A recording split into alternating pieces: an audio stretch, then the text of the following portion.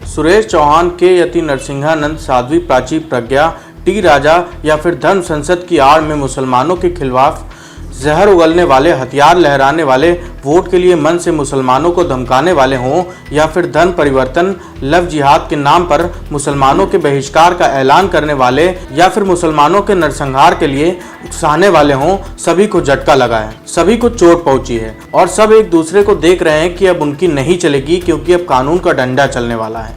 Supreme court ने कह दिया है कि हेट स्पीच के मामलों में राज्यों, केंद्र शासित प्रदेशों तत्काल एक्शन लें।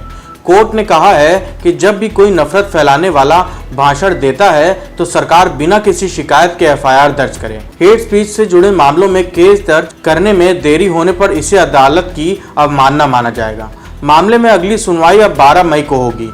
नफरती बयानों यानी हेट स्पीच को लेकर सुप्रीम कोर्ट ने तल्ख टिप्पणी की है। Justice KM. जोसेफ ने कहा है कि ये 21वीं सदी है, हम धर्म के नाम पर कहां आ पहुंचे हैं। हम एक धर्मनिरपेक्ष और सहिष्णु समाज होना चाहिए, लेकिन आज घृणा का माहौल है, सामाजिक ताना बाना बिखरा जा रहा है। हमने ईश्वर को इतना छोटा बना दिया कि उसके नाम पर विवाद हो रहा है। ऐसे में गोदी मीडिया को वो तमाम एंकर अब सुप्रीम कोर्ट की सुने कि दरअसल सुप्रीम कोर्ट बता रहा है कि आखिर समाज को होना कैसा चाहिए, क्योंकि इस देश के भीतर गोदी मीडिया ने भी नफरत को कारोबार को बहुत बढ़ाया है और इतना बढ़ा दिया है कि अब नफरत ही नफरत हर जगह परोसी जा रही है।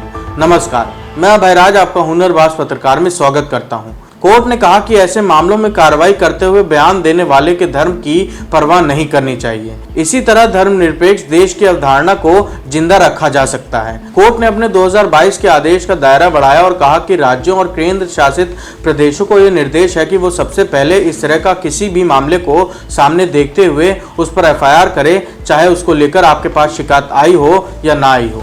इससे पहले सुप्रीम कोर्ट ने सिर्फ यूपी, दिल्ली, उत्तराखंड सरकार को यह आदेश दिया था, क्योंकि यूपी, दिल्ली और उत्तराखंड में धर्म संसद के नाम पर जिस तरह से मुसलमानों के नरसंहार को उकसाया जा रहा था, हथियारों को लहराया जा रहा था, मुसलमानों के आर्थिक बहिष्कार की अपील की जा रही थी, उस पर कोई कार्रवाई इन तीनों ही राज्यों में पुलिस ने नहीं की थी। अदालत ने कहा कि हेट स्पीच एक गंभीर अपराध है जो देश के धर्मनिरपेक्ष ताने बाने को प्रभावित करता है। Justice KM. जोसेफ और बी.वी. रागरत्ना की बेंच ने मामले की सुनवाई के दौरान कहा कि हम धर्म के नाम पर कहां पहुंच गए हैं, ये दुखद है। न्यायाधीश गैर राजनीतिक है और उन्हें पार्टी या पार्टी ए या पार्टी बी से कोई सरोकार नहीं है और उनके दिमाग में केवल भारत का संविधान है। सुप्रीम कोर्ट देश के अलग अलग हिस्सों से दाखिल हेट स्पीच से जुड़ी याचिकाओं पर सुनवाई कर रहा है।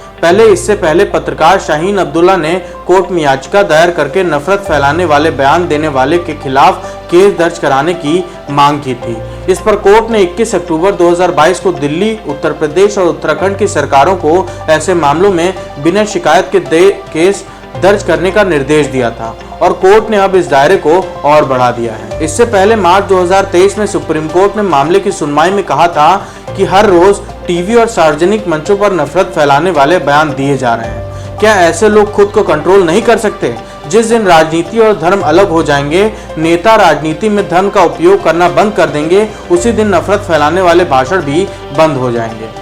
हम हालिया फैसलों को अगर देखें किस तरह से सियासत बदल रही है, सुप्रीम कोर्ट ने बार बार नफरती एंकरों को भी तंबीह की थी और ये कहा था कि ऐसे एंकर बाज आ जाएं जो समाज में, देश में नफरत का माहौल पैदा कर रहे हैं। गोदी मीडिया के वो तमाम एंकर जो अपने आप को बड़ा सुरमा पड़ा पत्रकार कहते हैं, जो धर्म के नाम पर, धार्मिक चिन्हों के नाम पर इस तरह से विवाद को बड़ा करते हैं, नफरत को फैलाते हैं, वो इस देश के संविधान के खिलाफ हैं। राजनीति के साथ मिलकर लोकतंत्र को मजबूत करना चाहिए या फिर धर्म और राजनीति मिलकर लोकतंत्र के लिए खतरा पैदा हो। Justice BV. रागरत्ना ने कहा था कि पूर्व प्रधानमंत्री जवाहरलाल नेहरू और अटल बिहारी वाजपेयी को सुनने के लिए लोग दूर दूर से आते थे और आज के नेता हैं जो लोगों को आपस में बांटने का काम कर रहे हैं। हम जा कहाँ रहे हैं? सुप्रीम कोर्ट ने साफ तौर पर कहा है कि कार्रवाई करें, नहीं तो हम इसे अदालत की अवमानना मानेंगे।